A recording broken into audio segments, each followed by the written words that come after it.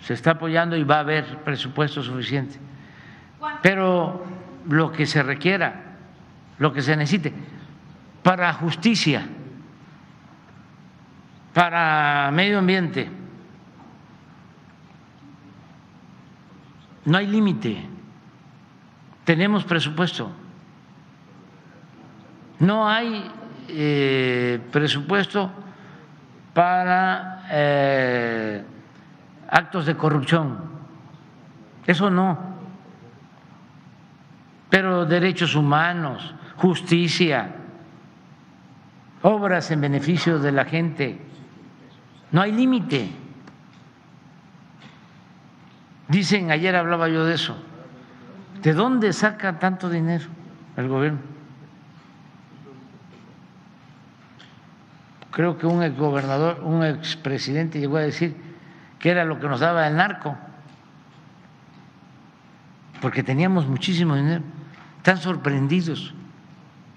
¿Por qué tenemos tanto dinero y no se endeuda el país? Porque se robaban todo. Y ahora, sin necesidad de contratar deuda, sin aumentar impuestos, sin gasolinazos, hay presupuesto suficiente, porque no hay corrupción. Es que la corrupción, repito, no es una pandemia, es una peste. Eso no está en los libros. Si ustedes revisan las hemerotecas, revisan los periódicos, revisen el Universal de los últimos 30 años,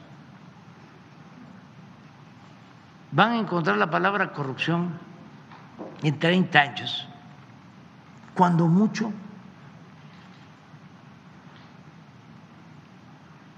100 veces.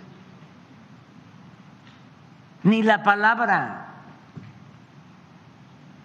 Y eso la van a encontrar posiblemente en las páginas editoriales, porque el Universal, para simular de que podían escribir de las distintas corrientes del pensamiento, invitaba al ingeniero Alberto Castillo, ahí estaba Naranjo como caricaturista, todavía sigue Helio Flores, y ahí se la llevaban, ¿no?, en los editoriales. Todo lo demás, gobiernista. Y legitimador del saqueo, del robo. Pero tenían que simular de que eran plurales.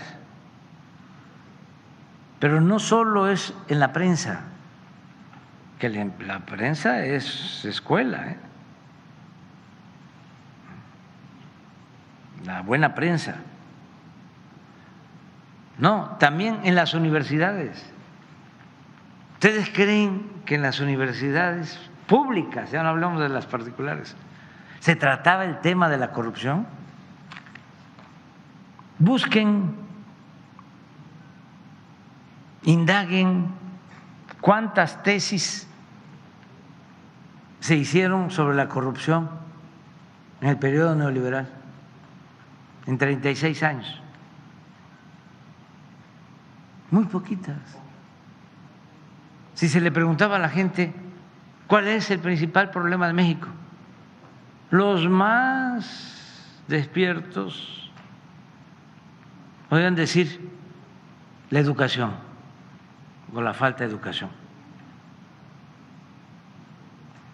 o la falta de trabajo, o la inseguridad. Pero nadie decía, o muy pocos, que el principal problema de México era la corrupción. Y eso se puede probar técnica, científicamente. Pero como manipulaban, esto quedaba relegado. ¿Cuál era la agenda del gobierno neoliberal o de los gobiernos neoliberales? Las llamadas reformas estructurales. ¿Qué eran las reformas estructurales? Reforma energética, reforma educativa, reforma laboral, reforma fiscal. ¿Quién imponía esa agenda?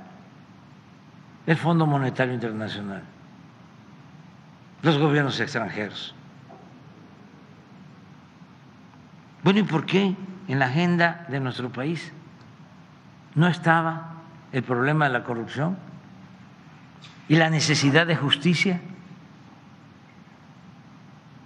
Porque ni siquiera se elaboraban programas de desarrollo en nuestro país.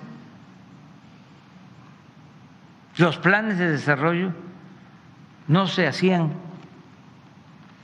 en México, eran copia de las recetas que nos enviaban los organismos financieros internacionales.